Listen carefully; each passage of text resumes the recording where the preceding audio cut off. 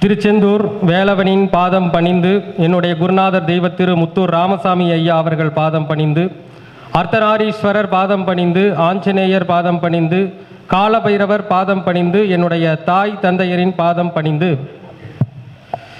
எங்களுடைய ஸ்ரீ ஈசன் அறக்கட்டளை நடத்தும் 14வது மாதாந்திர கருத்தரங்கிற்கு வருகை புரிந்திருக்கும் அனைத்து நல்லுள்ளங்களுக்கும் மீண்டும் ஒரு முறை என்னுடைய நன்றியை உரித்தாக்கி, இன்று நான் பேச எடுத்துக்கொண்ட தலைப்பு என்னவென்றால், விதியை வெல்லும் திதி.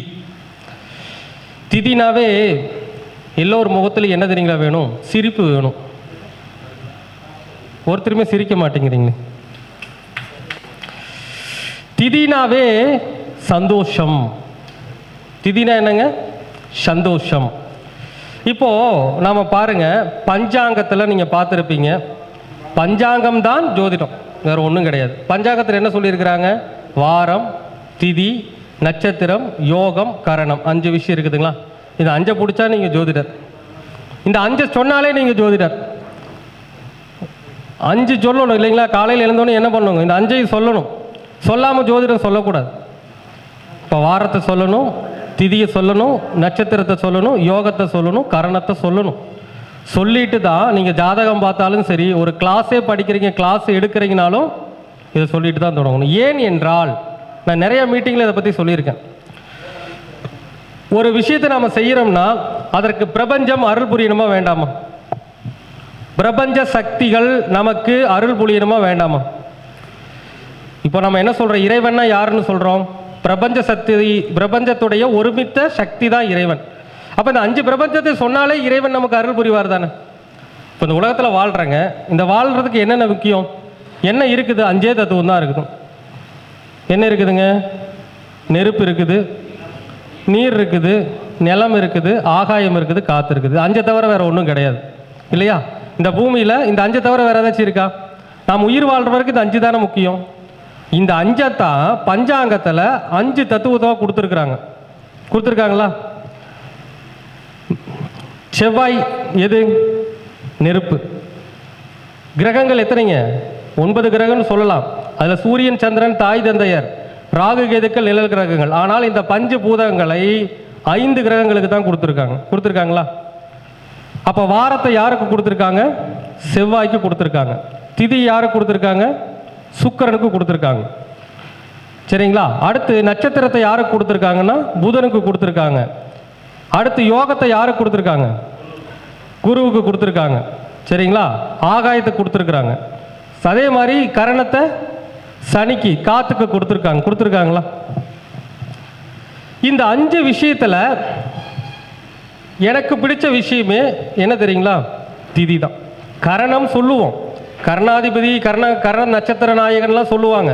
ஆனால் உண்மையை சொல்ல போனால் இந்த பஞ்சாங்கத்தில் எனக்கு ரொம்ப ரொம்ப பிடிச்ச விஷயமே திதி தான். ஏன் திதி பிடிக்குது? திதி தான் ஒரு மனிதனுடைய சந்தோஷம் இல்லையா? திதிக்கு எந்த கிரகத்தை சொன்னோம்? திதிக்கு புதனா சொன்னோங்க, சுக்கிரனை சொன்னோம். ஒரு வாழ்க்கையில் ஒரு மனிதன் சந்தோஷம் அனுபவிக்கிறன்னா இந்த 5 கிரகங்களில் எந்த கிரகம் வேணும்? சுக்கிரன் தான் வேணும் இல்லைங்களா? சுக்கிரன் தான் வேணுங்க. சந்தோஷம். இதுக்கு ஒரு தத்துவமே இருக்குதுங்க. 12 ராசிகள் இருந்தாலும் ஒரு மனுஷன் சந்தோஷமா இருக்குன்னா முதல்ல என்ன பண்ணணும்? நல்லா சந்தோஷமா இருக்குன்னா ஃபர்ஸ்ட் என்ன அவனுக்கு வேணும்?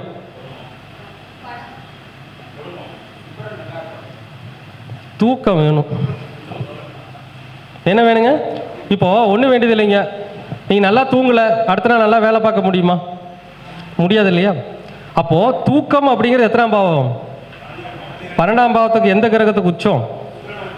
சுக்கிரன் தானே உச்சம். அப்போ ஒரு மனிதனுடைய நிம்மதி சந்தோஷமே எங்க இருக்குதுங்க? 12ஆம் இடத்துல தான் இருக்குது இல்லையா?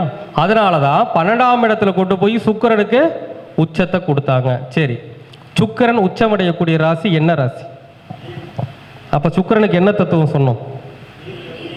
நீர் தத்துவம் சொன்னோமா? சரி, நட்சத்திரத்துக்கு என்ன தத்துவம் சொன்னோம்? புதன் சொன்னோம். புதன் உச்சமடைகிறது எங்கேங்க? என்ன தத்துவம்? நிலத்தத்துவம். கரெக்டா? புதனுக்கு நிலத்தத்துவம் வந்துருச்சா? சரி, ஆகாயத்துக்கு என்ன சொன்னோம்? ஆகாயத்துக்கு என்ன சொன்னோம்? குருவை சொன்னோம். குரு உச்சமடைகிறது எங்கேங்க? நீர் ராசின்னு சொல்லுவோம். ஆனால் நம்ம இப்போ ராசி கட்டத்தில் 12 கட்டம் இருக்குது இல்லையா? நிலம் இருக்குது, நீர் இருக்குது, நெருப்பு இருக்குது, காற்று இருக்குது. ஆகாயம் எங்கே இருக்குது?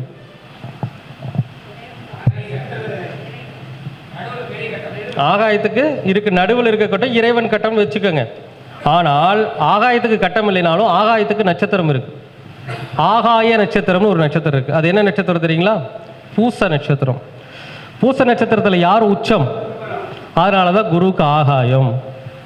இந்த கைத்தட்டினா தானே சொல்லுங்க, நான் எவ்வளோ பெரிய சூட்சமத்தை சொல்லியிருக்கேன். குருவுக்கு ஆகாயம் ஏன் கொடுத்தாங்கன்னா, இப்போ நாம் சொல்லிட்டோம் சுக்கிரன் உச்சம் நீர் ராசி இல்லை, கரெக்டுங்களா? அதனால அதுக்கு என்ன தத்துவம்?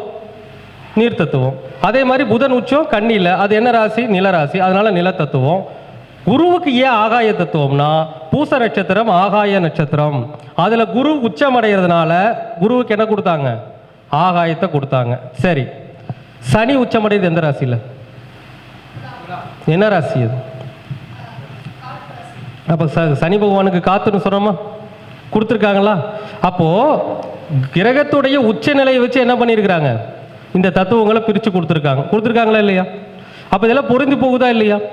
அப்போ நாம் இதுலேருந்து என்ன தெரிஞ்சுக்கிறோம் அப்படின்னா, முதல்ல நம்முடைய திதி எல்லாம் நோட்ஸ் எடுத்து வச்சுக்கோங்க.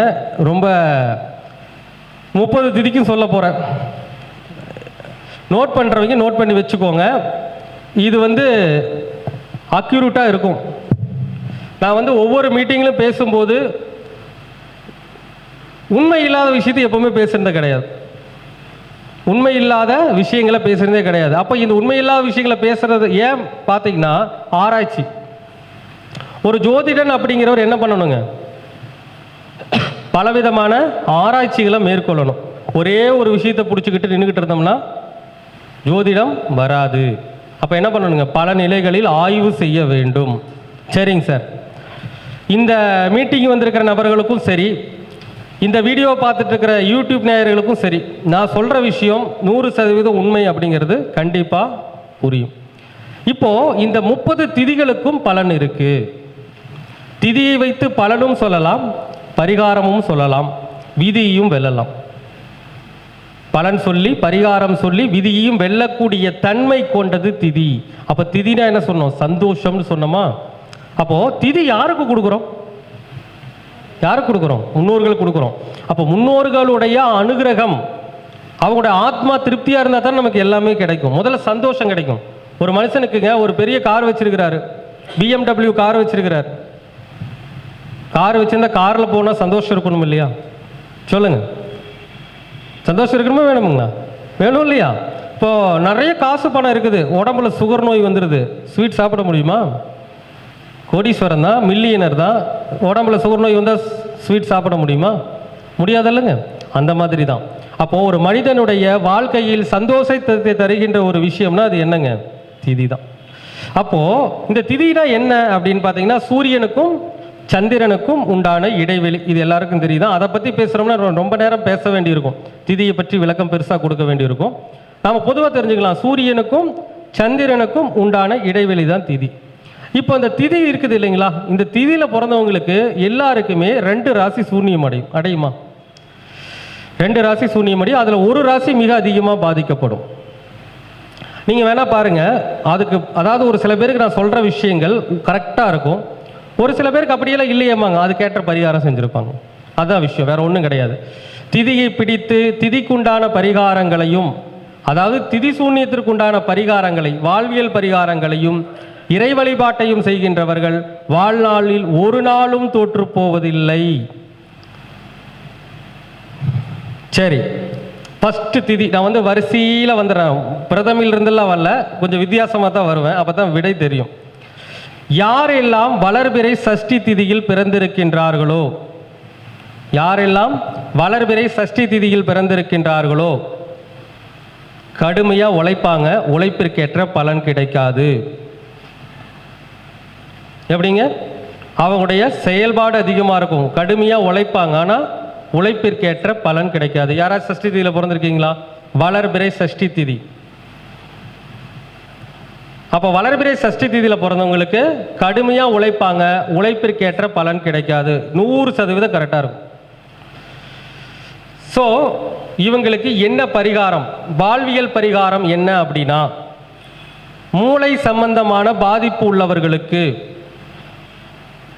அல்லது ஏழ்மை நிலையில் பணிபுரிகின்ற முடித்திருத்தம் செய்யக்கூடிய நபர்களுக்கு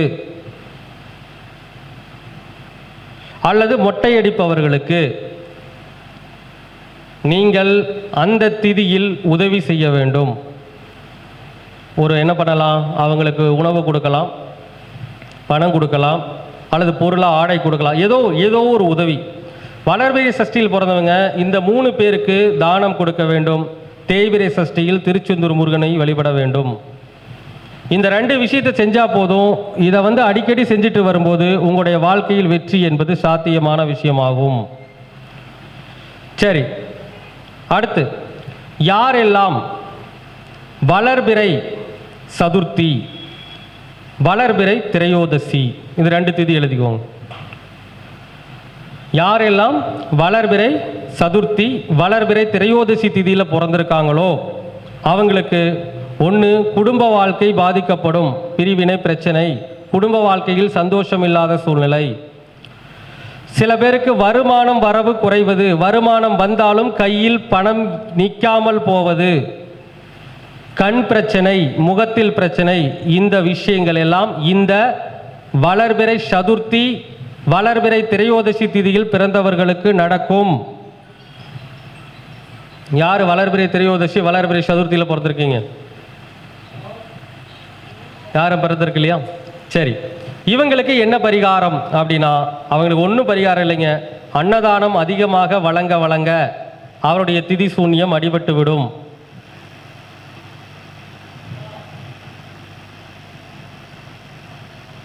வளர்பிறை சதுர்த்தியில் பிறந்தவர்கள் செல்ல வேண்டிய கோவில் பிள்ளையார்பட்டி விநாயக பெருமான் கோவிலுக்கு வளர்பிறை சதுர்த்தியில் பிறந்தவங்க தேய்பிறை சதுர்த்தி திதியில் பிள்ளையார்பட்டி விநாயக பெருமான் கோவிலுக்கு செல்ல வேண்டும். வளர்பிறை திரையோதசி திதியில் பிறந்தவர்கள் தேய்பிறை திரையோதசி திதியில் திருக்கண்டியூர் பிரம்மா கோவிலுக்கு செல்ல வேண்டும். உணவு தானம் செய்ய வேண்டும், கண் பார்வையற்றவர்களுக்கு உதவி செய்ய வேண்டும். இதையெல்லாம் செய்தால் இந்த திதியில் பிறந்தவர்களுக்கு கண்டிப்பாக வெற்றி கிடைக்கும்.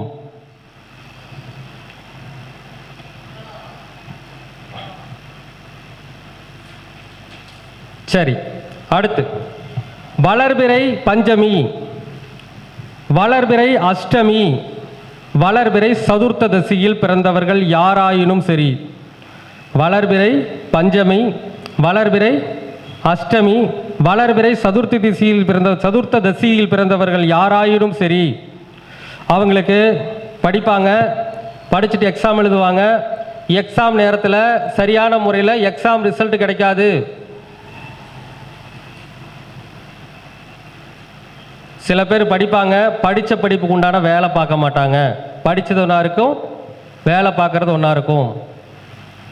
வாழ்க்கையில் முயற்சிகள் எடுத்துக்கொண்டே இருப்பார்கள், முயற்சிக்கான பலன் கிடைக்காமலேயே இருந்து கொண்டிருக்கும்.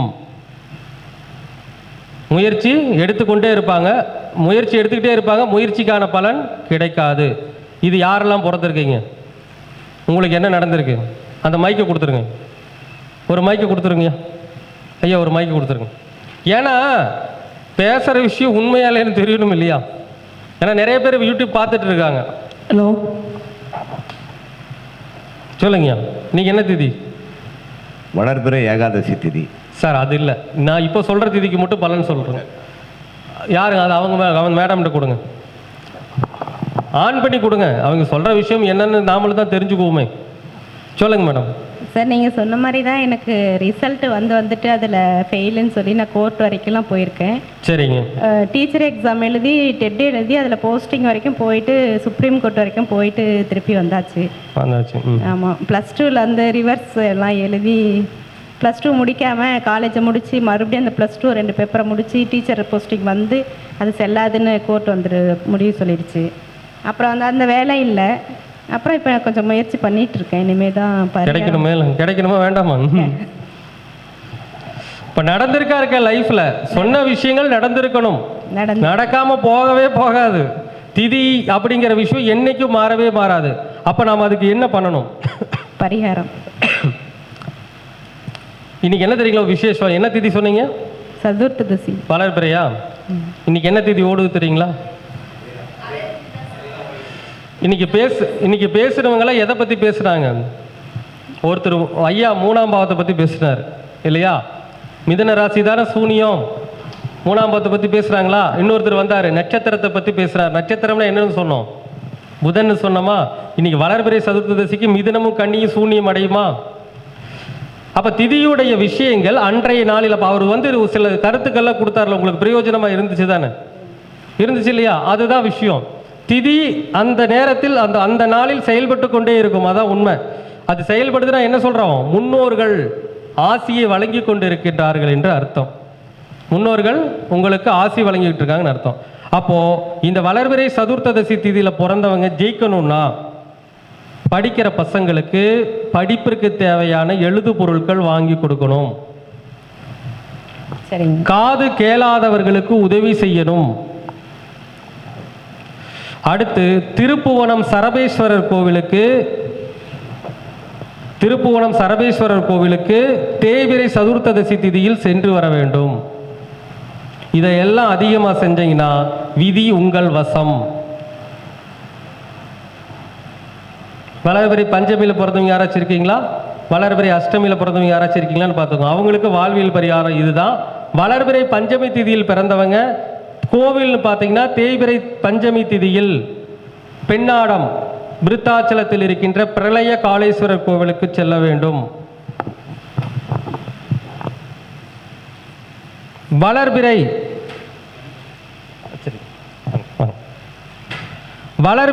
அஷ்டமி திதியில் பிறந்தவர்கள்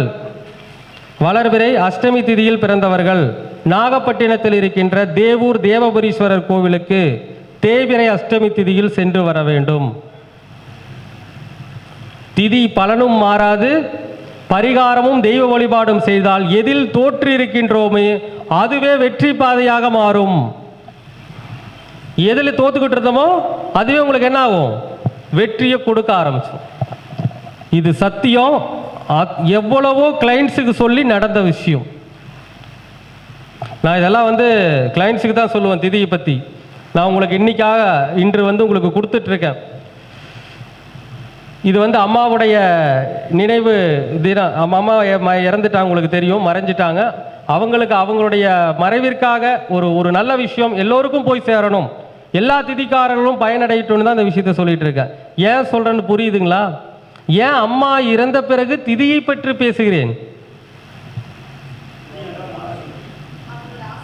ஆசி வேணும், அவருடைய ஆசி எனக்கு வேணும். எனக்கு மட்டும் இல்லைங்க, இப்போ நான் சொல்லக்கூடிய விஷயங்கள் எல்லாத்தையும் ஒவ்வொருத்தரும் ஃபாலோ பண்ணிங்கன்னா கண்டிப்பாக உங்கள் வாழ்நாளில் முன்னோர்களுடைய அனுகிரகம் கண்டிப்பாக கிடைக்கப்பெற்று வாழ்வில் ஒரு மிகப்பெரிய வெற்றியை நிச்சயமாக அடைவீர்கள்.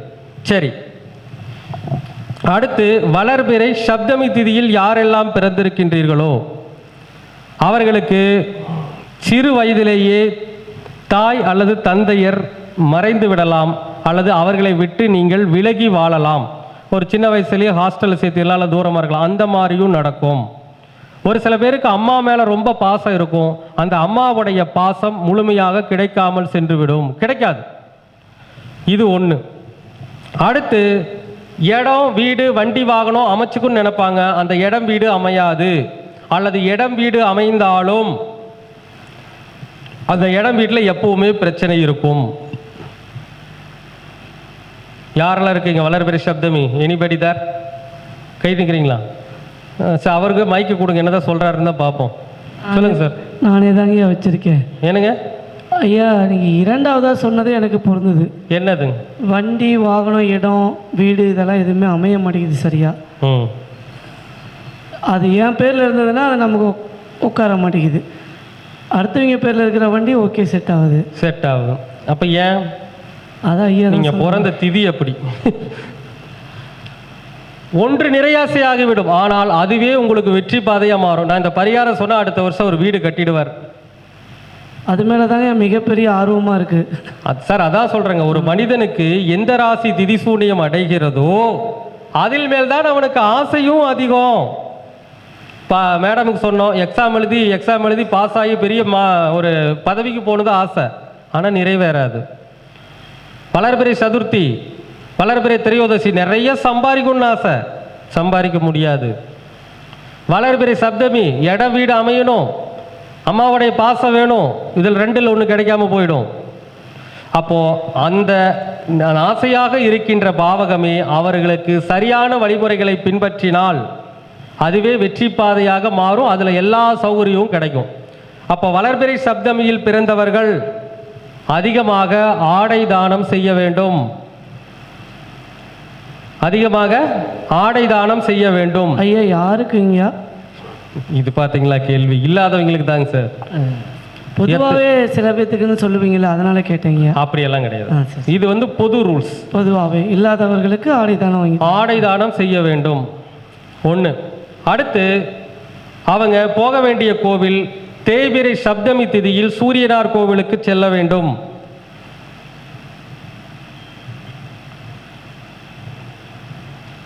ஓகேங்களா ஐயா? கோயில் எங்க இருக்குங்க? என்னங்க கோயில் எங்க இருக்கு? சூரியனார் கோயில். சூரியனார் கோவில் தெரியலன்னு சொல்றீங்க பார்த்தீங்களா? கும்பகோணம். கும்பகோணம் ஆடுதுறை. ஆடுதுறை, சரிங்க. அங்கே போய் டவுன் பஸ் ஏறுறதுங்களாமா? சரி, எப்படியும் ஏறுங்க. சரி, அடுத்த விஷயம், யாரெல்லாம் தேய்பிறை சஷ்டி திதியில் பிறந்திருக்கின்றார்களோ, யாரெல்லாம் தேய்பிறை சஷ்டி திதியில் பிறந்திருக்கின்றார்களோ, யாரெல்லாம் தேய்பிறை திரையோதசி திதியில் பிறந்திருக்கின்றார்களோ, தேய்பிறை சஷ்டி தேய்பிறை திரையோதசி. அடுத்து யாரெல்லாம் வளர்பிறை நவமி திதி, யாரெல்லாம் வளர்பிறை தசமி திதியில் பிறந்திருக்கின்றார்களோ,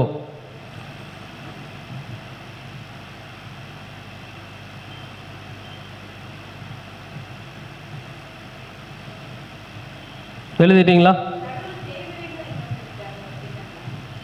தேய்பிறை திரையோதசி, தேய்பிறை சஷ்டி, வளர்பிறை தசமி, வளர்பிறை நவமி திதியில் பிறந்தவர்களுக்கு குழந்தை பாக்கியத்தில் பிரச்சனை இருக்கும். ஒரு சில நபர்களுக்கு கரு கலைந்திருக்கும், ஒரு சில நபர்களுக்கு குழந்தை இல்லாமல் போகும், ஒரு சில நபர்களுக்கு குழந்தைகள் இருப்பாங்க, குழந்தைகளால் சந்தோஷம் கிடைக்காது, குழந்தைகள் நினைச்சு வருத்தப்பட்டுக்கிட்டே இருப்பாங்க. சொல்றேங்க. அடுத்ததாக நிறைய பிளான் போடுவாங்க. ஸோ இப்படி பண்ணலாம் அப்படி பண்ணலாம், பிளானிங் பயங்கரமாக இருக்கும், ஆனால் எந்த பிளானும் சரியாக நடக்காது. இதெல்லாம் இந்த 4 திதியில் பிறந்தவர்களுக்கு கண்டிப்பாக நடக்கும். யார் இருக்கீங்க?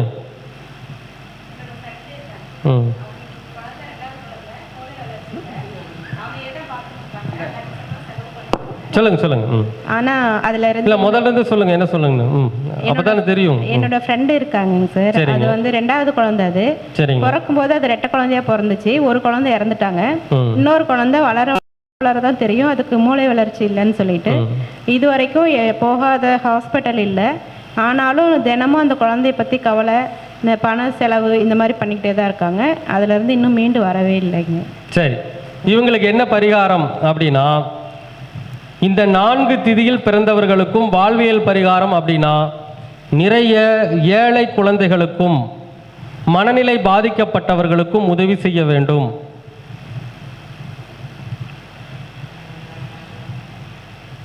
தேய்பிறை சஷ்டி திதியில் பிறந்தவர்கள் வளர்பிறை சஷ்டி திதியில் வைத்தீஸ்வரன் கோவிலுக்கு சென்று வழிபாடு செய்ய வேண்டும். தேய்பிறை திரையோதசி திதியில் பிறந்தவர்கள் வளர்பிறை திரையோதசி திதியில் அரியலூர் மாவட்டம் திருமலப்பாடி சிவன் கோவிலுக்கு சென்று வழிபாடு செய்ய வேண்டும்.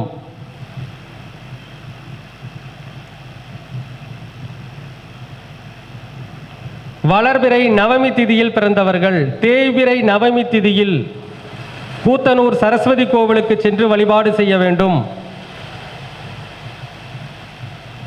வளர்பிறை தசமி திதியில் பிறந்தவர்கள் தேய்பிறை தசமி திதியில் கும்பகோணம் மகாமக குல அகோர வீரபத்திர சன்னதிக்கு சென்று வழிபாடு செய்ய வேண்டும்.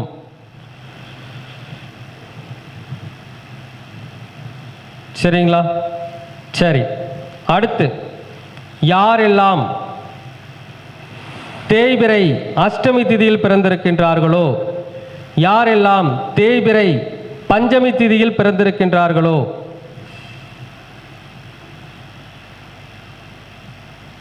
யாரெல்லாம் தேய்பிறை இல்லைங்க வளர்பிறை சதுர்த்த தசி திதியில் பிறந்திருக்கிறார்களோ, இதே தான் மறுபடியும் வளர்பிறை சதுர்த்த தசி, தேய்பிறை அஷ்டமி, தேய்பிறை பஞ்சமி திதியில் பிறந்தவர்களுக்கு சரியான வேலை அமையாது. சரியான வேலை அமைந்தாலும் வேலையில் சரியான வருமானம் இருக்காது. கஷ்டப்படுறது நிறையா இருக்கும்.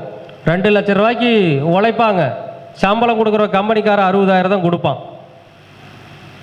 அப்போது சரியான வேலை அமையாது. வேலை நன்றாக செய்தாலும் வேலைக்கேற்ற வருமானம் வராது.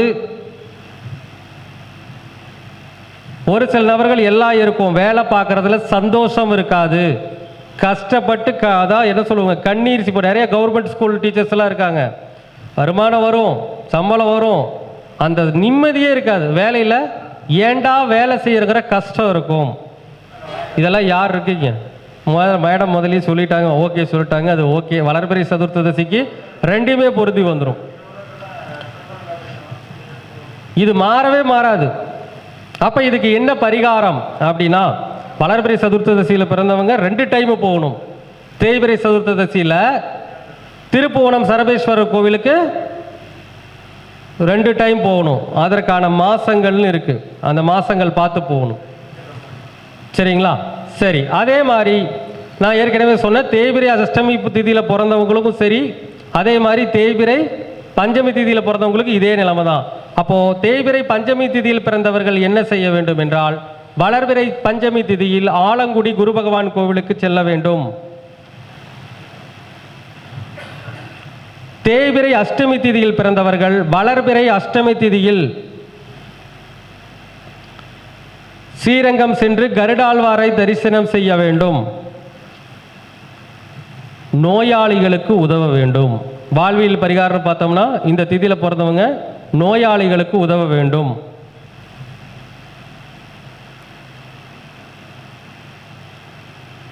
இதெல்லாம் வந்துங்க 100% கரெக்டாக இருக்கும், மாறவே மாறாது. அச்சடித்த மாதிரி இருக்கும். ஒரு சில பேருக்கு இல்லைங்க சார் நீங்கள் சொல்கிறபடி இல்லைம்பாங்க, ஆனால் அதுக்கு இந்த மாதிரி வாழ்வியல் பரிகாரம் செஞ்சுருப்பாங்க. அதுதான் உண்மை. ஏன்னா இதில் வந்து நாங்கள் வர்ற கிளைண்ட்ஸ்கிட்ட அனுபவத்துல கேட்டு தெரிஞ்சுக்கிட்ட விஷயம் இதெல்லாமே. சரிங்களா? சரி.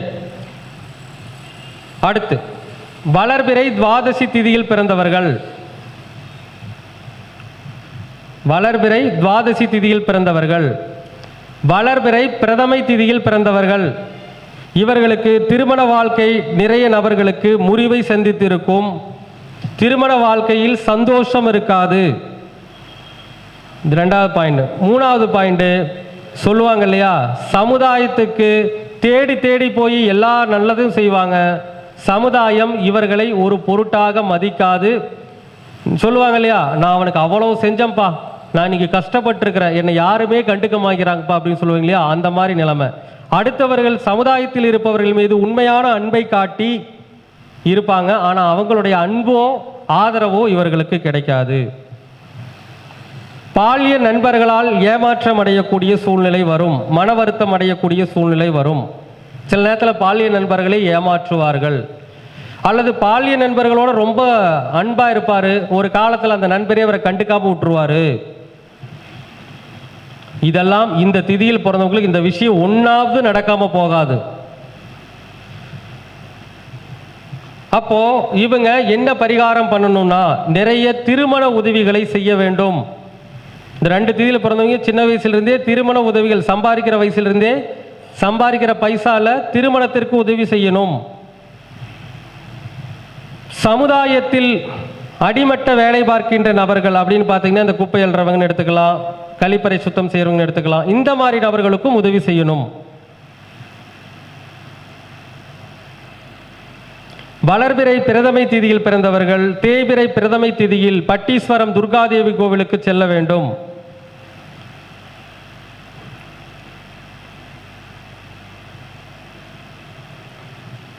வளர்பிறை துவாதசி திதியில் பிறந்தவர்கள் தேய்பிறை துவாதசி திதியில்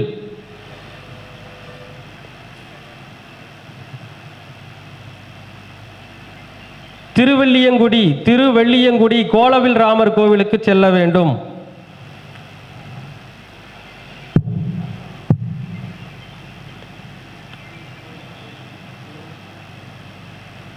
நம்பர் பாருங்க. சரி, அப்படிதான். ஸோ அடுத்து வந்து பார்த்தீங்கன்னா தேய்பிறை தசமி திதியில் பிறந்தவர்கள், தேய்பிறை நவமி திதியில் பிறந்தவர்களுக்கு தாத்தனுடைய சொத்து கிடைக்காது, அல்லது தாத்தனுடைய சொத்து பிரச்சனையாக இருக்கும், தாத்தன் சொத்து இருக்கும், அனுபவிக்க முடியாது. ஒன்று தாத்தன் சொத்து அழிஞ்சு போகும், தாத்தன்னா அப்பாவுடைய அப்பா சொத்து அழிஞ்சு போகும், இருந்தாலும் பிரச்சனையாக இருக்கும், சில பேருக்கு இருக்கும், அதனால் எந்த யூஸும் இருக்காது.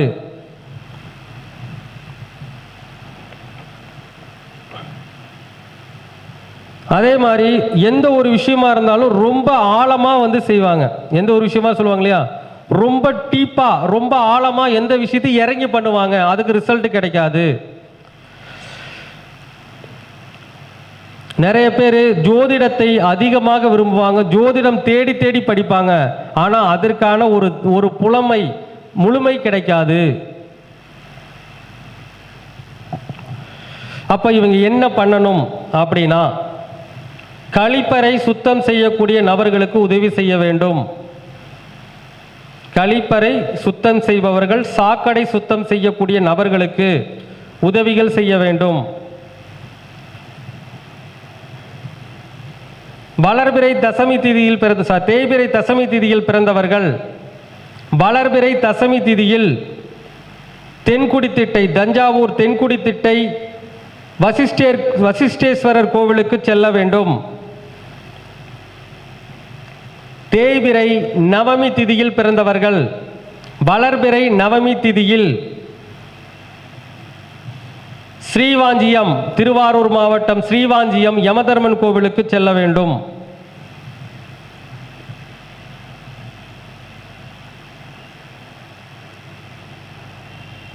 அடுத்து யாரெல்லாம் தேய்பிறை சதுர்த்ததசி திதியில் பிறந்திருக்கின்றார்களோ, யாரெல்லாம் தேய்பிறை சதுர்த்ததசி திதியில் பிறந்திருக்கின்றார்களோ,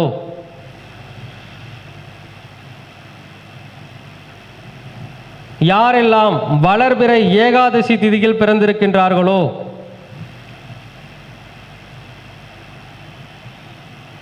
யாரெல்லாம் வளர்பிறை துதியை திதியில் பிறந்திருக்கின்றார்களோ,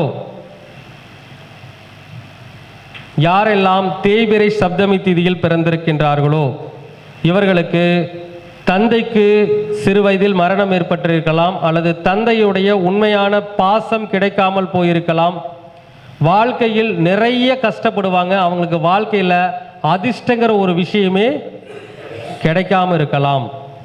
இந்த விஷயத்தில் ஒரு விஷயம் கண்டிப்பாக நடக்கும். யாராச்சும் பிறந்திருக்கீங்களா இந்த திதியில்? இந்த நான் சொன்ன விஷயத்தில் எது உங்களுக்கு இல்லை, நீங்களே மைக் பிடிச்சி சொல்லுங்க, உண்மை சொல்லுங்க, பிரச்சனையே இல்லை. வளர்பிறை ஏகாதசி, தந்தை சிறு வயதிலே மரணம். சரி, சிறு வயது முதல் அரசு பணியில் இருந்தாலும் நிம்மதி இல்லை, போதிய வருமானமும் அதிர்ஷ்டம் இல்லை. அதிர்ஷ்டம் அப்படிங்கிறது இல்லை, உண்மை அதுதான். உண்மைதானுங்க? உண்மைதான். மேடம் கொடுக்க, அவங்க மேடம் பேசுறாங்க. என்னங்க மேடம் சொல்லுங்க. சார், அப்பா வந்து 67 தான் சார் இறந்தாரு. அது வரைக்கும் இருந்தாரு. சரிங்க. ஆனா இதுல வந்து எனக்கு அதிர்ஷ்டம் வந்து கிடைக்காது சார். நல்ல ஹார்ட் ஒர்க் பண்ணுவேன் சார், ஆனா அதுக்கு உண்டான பலன் வந்து எனக்கு எப்பவுமே மாடு மாதிரி உழைக்கிறீங்க, பலன் எறும்பு மாதிரி கிடைக்குது. ஆமாங்க சார். இது இந்த நீங்க சொன்ன பாயிண்ட்ல இந்த அதிர்ஷ்டம் பாக்கியம் யோகங்கிறது வந்து எனக்கு இன்னொன்னு வருங்க. பெண்கள் வருனா 9ஆம் இடம் வந்து குழந்தை. அப்போ முதல் குழந்தை வகையில் அவங்களுக்கு இன்னும் நல்லது அமையலையேங்கிற ஒரு ஃபீலிங் இருக்கும். ஆமாங்க சார். இருக்குங்களா? ஆமாங்க சார், இருக்கு. அவ்வளோதான். அப்போது இது எல்லாமே இந்த திதியில் பிறந்தவங்க அப்போ இவங்க என்ன பண்ணணும் அப்படின்னா, ஒரே விஷயந்தான், எவ்வளவு தூரம் சம்பாதிக்கலைங்களோ அவ்வளவு தூரம் தான தர்மங்களும் செய்யணும். அட்லீஸ்ட் டெய்லி ஒருத்தருக்காச்சும் சாப்பாடு வாங்கி கொடுத்துடணும், ஒருத்தருக்கோ 2 பேருக்காச்சும் சாப்பாடு வாங்கி கொடுத்துடணும். நீங்கள் அதாவது இந்த 4 திதியில் பிறந்தவங்க எவ்வளவு தூரம் அன்னதானம் தான தர்மங்கள் செய்கிறீங்களோ அவ்வளவு தூரம் உங்களுக்கு யோகம் கிடைக்கும். அடுத்து வளர்பிறை ஏகாதசி திதியில் பிறந்தவர்கள் தேய்பிறை ஏகாதசி திதியில் மதுரை மீனாட்சி அம்மன் கோவிலுக்கு செல்ல வேண்டும். வளர்பிறை துதியை திதியில் பிறந்தவர்கள் தேய்பிறை துதியை திதியில் திருவைக்காவூர் வில்வதேவன் கோவிலுக்கு செல்ல வேண்டும்.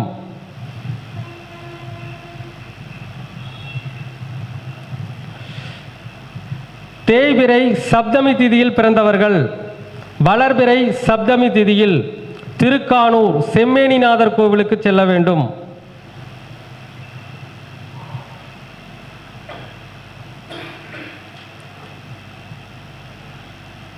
தேய்பிறை சதுர்த்ததசி திதியில் பிறந்தவர்கள் வளர்பிறை சதுர்த்ததசி திதியில் கங்கை கொண்ட சோழபுரம் மகேஸ்வரன் கோவிலுக்கு செல்ல வேண்டும்.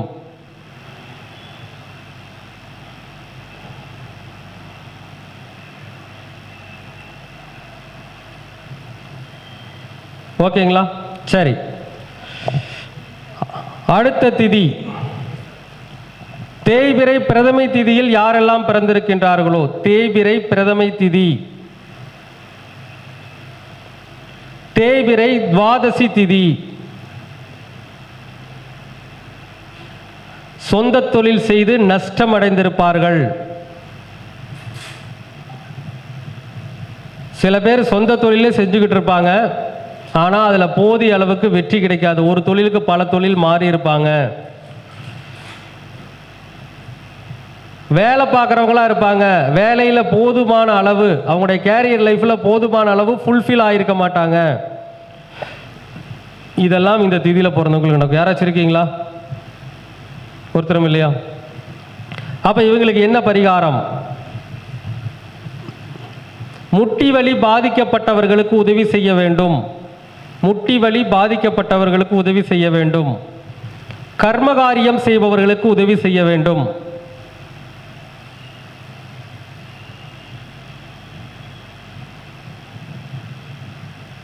தேய்பிறை பிரதமை திதியில் பிறந்தவர்கள் வளர்பிறை பிரதமை திதியில் திருவெண்காடு அருகில் உள்ள திருக்காட்டுப்பள்ளி ஆரண்யேஸ்வரர் கோவிலுக்கு செல்ல வேண்டும்.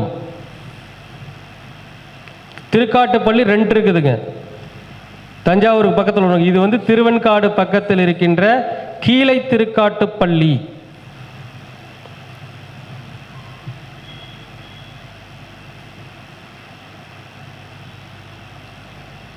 அதே மாதிரி தேய்பிறை என்ன சொன்னாங்க இன்னொன்று துவாதசி, தேய்பிறை துவாதசி திதியில் பிறந்தவர்கள் வளர்பிறை துவாதசி திதியில் கும்பகோணம் சாரங்கபாணி விஷ்ணு கோவிலுக்கு செல்ல வேண்டும்.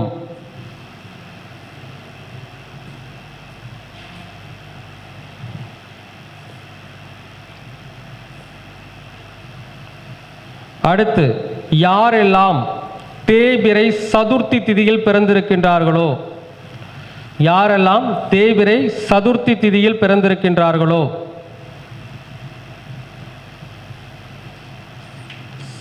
அவர்களுடைய ஆசைகள் நிறைவேறாமல் இருக்கும். பார்த்தீங்கன்னா ஒரு விஷயத்து மேலே ஆசைப்படுவாங்க, அந்த ஆசை என்ன ஆகாதுங்க, ஒரு நிறைவேறாத ஆசையாகவே இருக்கும்.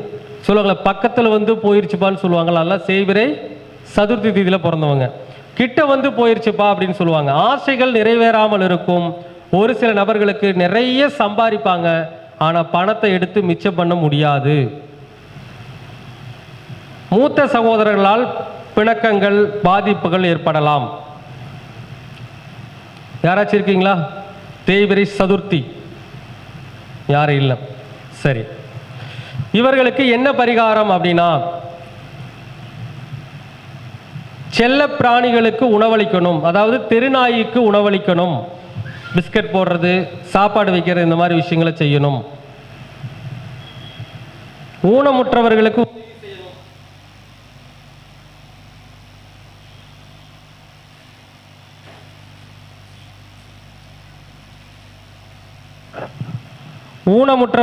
உதவி செய்ய வேண்டும். கோவில் என்ன அப்படின்னு பார்த்தீங்கன்னா, தேய்பிறை சதுர்த்தி திதியில் பிறந்தவர்கள் வளர்பிறை சதுர்த்தி திதியில் கஞ்சனூர் சுக்கிர பகவான் கோவிலுக்கு சென்று வழிபாடு செய்ய வேண்டும்.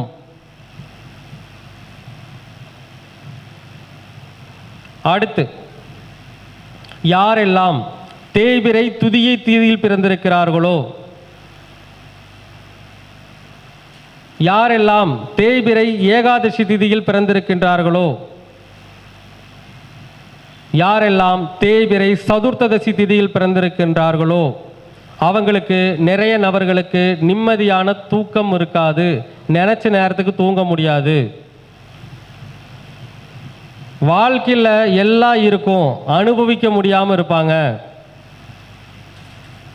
வெளிநாடு போகணும் முயற்சி பண்ணுவாங்க, வெளிநாடு போக முடியாது. சில நேரம் வெளிநாட்டுக்கு போவாங்க, வெளிநாட்டில் இருக்கிறாங்கன்னு தான் பேராக இருக்குமோ தவிர வெளிநாட்டில் ஒரு பெரிய ஒரு உயர்நிலையை அடைய முடியாமல் ஒரு நார்மல் வாழ்க்கையை வாழ்ந்துட்டு இருப்பாங்க.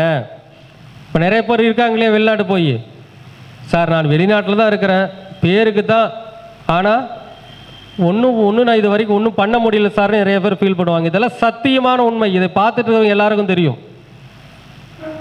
ஸோ அவர்கள் என்ன செய்யணும் அப்படின்னா, நிறைய அனாதை ஆசிரமங்களுக்கு உதவி செய்யணும், நிறைய அனாதை ஆசிரமங்களுக்கு உதவி செய்யணும்.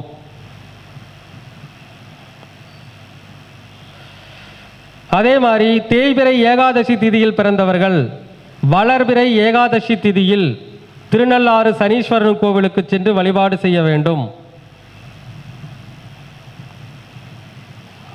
தேய்பிறை துதியை திதியில் பிறந்தவர்கள் வளர்பிறை துதியை திதியில் காளகஸ்தி சென்று வழிபாடு செய்ய வேண்டும்.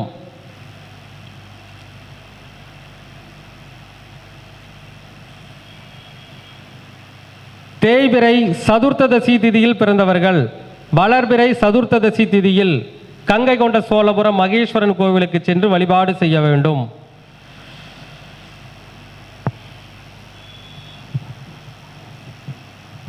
சரிங்களா? எல்லாத்துக்கும் சொல்லிட்டோமா? சொல்லிட்டங்களா? இது வந்துங்க, நீங்கள் ஒரு ஜாதகம் 2 ஜாதகமெல்லாம் இல்லை, 1 லட்சம் ஜாதகத்தை கொண்டு வந்து சொல்லி கேட்டாலும் நான் சொன்ன விஷயங்கள்லாம் கண்டிப்பாக இருக்கும். என்னங்க? திருதியை. ஓகே. வளர்பிறை திருதியை திதியில் பிறந்தவர்கள் அது எழுதிக்கோங்க. வளர்பிறை திருதியை திதியில் பிறந்தவங்களுக்கு அதே பிரச்சனை தான். என்னன்னா, குழந்தை பாக்கியம் சில பேருக்கு இருக்காது, குழந்தை பாக்கி கருக்களையும், குழந்தைகளால் சந்தோஷப்பட்டுக்க முடியாது, குழந்தைகளை நினச்சி ஃபீல் பண்ணுவாங்க, அல்லது பிளான் போடுவாங்க, நிறைய பிளான் போட்டுகிட்டே இருப்பாங்க, அந்த பிளான் சரியாக நடக்கவே நடக்காது. அப்போ அவங்களுக்கும் பரிகாரம் என்னென்னா, அனாதை அதாவது ஏழை குழந்தைகளுக்கு உதவி, மனநிலை பாதிக்கப்பட்டவர்களுக்கு உதவி,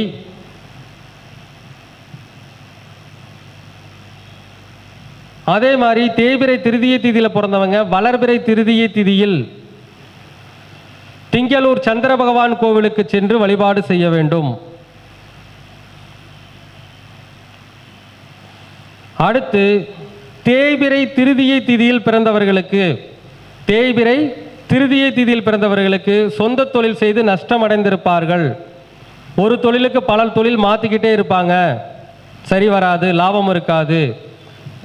வேலைக்கு போவாங்க, கேரியர் லைஃப்பில் எதிர்பார்த்த ஒரு பலனை அடைய முடியாமல் கஷ்டப்பட்டிருப்பாங்க. அப்போ இவங்களுக்கு என்ன வாழ்வியல் பரிகாரம்னா, முட்டி வலி பாதிக்கப்பட்டவர்களுக்கு உதவி செய்வது, கர்மகாரியம் செய்பவர்களுக்கு உதவி செய்வது. கோவில் என்னன்னு பார்த்தீங்கன்னா, தேய்பிறை திருதியை திதியில் பிறந்தவங்க வளர்பிறை திருதியை திதியில் திருவண்ணாமலை சிவன் கோவிலுக்கு சென்று அர்ச்சனை செய்து வழிபாடு செய்ய வேண்டும்.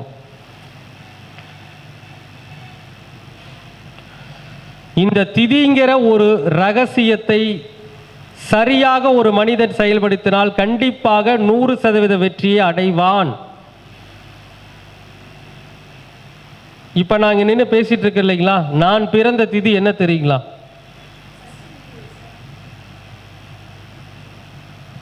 தேய்பிறை தசமி திதி. அதுக்கு எது திதி சூன்யம்? விருச்சிகம். விருச்சிகம் தான் ஜோதிடம். திதிசூனி ராசி தானே. நான் ஜோதிடத்தில் இந்த அளவுக்கு நான் உயர்ந்து நிற்கிறதுக்கு என்ன காரணம்? திதி தேவதையை வழிபட்டது காரணம். கழிப்பறை சுத்தம் செய்பவர்களுக்கு உதவி செய்தது காரணம்.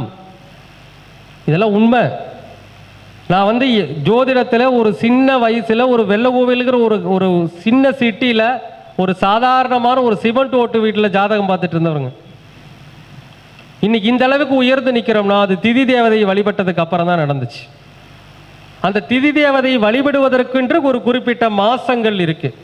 ஏன்னா பொதுவாக வந்து எல்லா மாதம் போய் வழிபடுறதை விட ஒரு குறிப்பிட்ட மாசங்களில் போய் வழிபட்டோம்னா அதற்கான பலன் இருக்கு.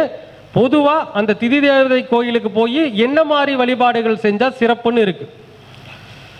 அதை நம்ம கொஞ்சம் பார்த்து கரெக்டாக செஞ்சுட்டோம் அப்படின்னா 100% வெற்றி அப்படிங்கிறது உங்களுக்கு நிச்சயமாக கிடைக்கும்.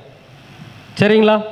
இப்போ சொன்னது என்னுடைய வகுப்பில் இது ஒரு சப்ஜெக்ட். என்னங்க, இது நான் வகுப்பு எடுக்கிறேங்க. வகுப்பில் படிக்கிற நிறைய மாணவர்கள் இருக்காங்க. நான் இது வரைக்கும் 7 பேட்ச் கிளாஸ் எடுத்திருக்கேன், அடிப்படையிலிருந்து உயர்நிலை வரைக்கும். இது வந்து ஒரு தனி சப்ஜெக்ட். திதியால் அனைத்தையும் நம் வசமாக்கலாம் அப்படிங்கிற ஒரு சப்ஜெக்ட். அதை வந்து இன்றைய நாளில் என்னுடைய அம்மாவுடைய ஆத்மாவிற்காக அனைத்து மக்களுக்காக நான் கொடுத்துருக்கேன். ஸோ இதை அனைவரும் பயன்படுத்தி ஒரு மிகப்பெரிய வெற்றியை அடைய வேண்டும். இதே மாதிரி வந்து பார்த்தீங்கன்னா ஜோதிட சாஸ்திரத்தில் எந்த ஒரு விஷயத்தை சொன்னாலும் அதில் என்ன இருக்கணுங்க, உண்மை நிறைந்திருக்க வேண்டும் அப்படிங்கிறதா என்னுடைய ஆசை, விருப்பம். நான் எடுக்கிற எந்த சப்ஜெக்டாக இருந்தாலும் படித்த மாணவர்களுக்கு தெரியும், ஒரு பாயிண்ட் கூட தப்பாக போகாதுங்கிறது படித்த மாணவர்களுக்கு தெரியும். என்னுடைய இதில் தலைக்கணத்தில் சொல்லிங்க, ஆராய்ச்சியினுடைய அடிப்படையில் தான் ஒவ்வொரு கருத்துக்களையும் நாங்கள் மாணவருக்கு கொடுத்துட்ருக்கோம். ஸோ அந்த மாதிரி நீங்கள் ஒவ்வொருத்தருமே வந்து பார்த்தீங்கன்னா ஜோதிடத்தில் பலதரப்பட்ட ரகசியங்கள் இருக்குது. ஜோதிடத்தில் 21 விதிகளை நாங்கள் பயன்படுத்துகிறோம்.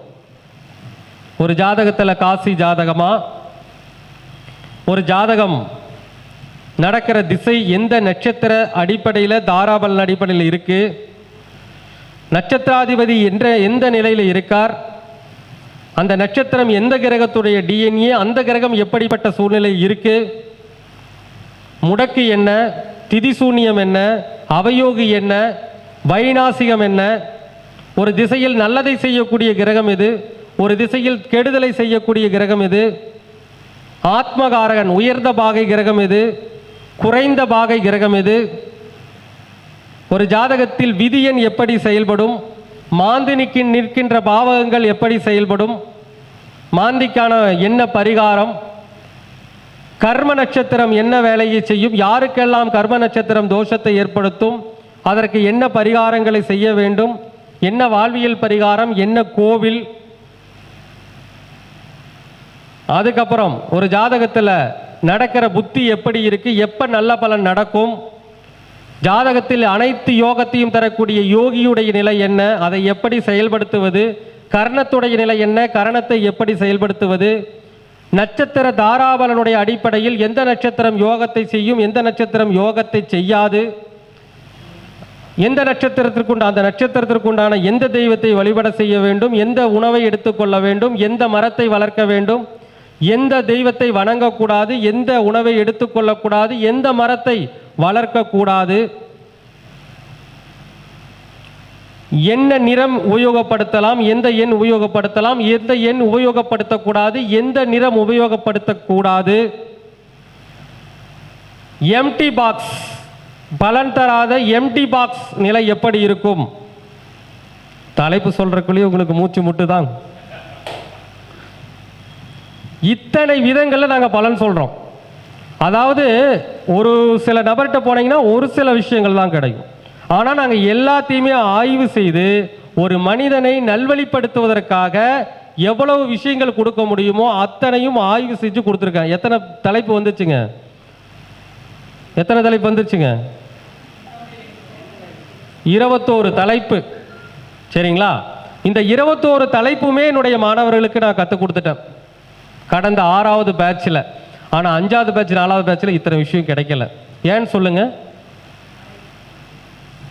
நான் மாணவர்களுக்கு கற்றுக் கொடுக்க கொடுக்க இந்த பிரபஞ்சம் எனக்கு மேலும் ஒரு வித்தையை கற்றுக் கொடுத்து கொண்டே வருகிறது.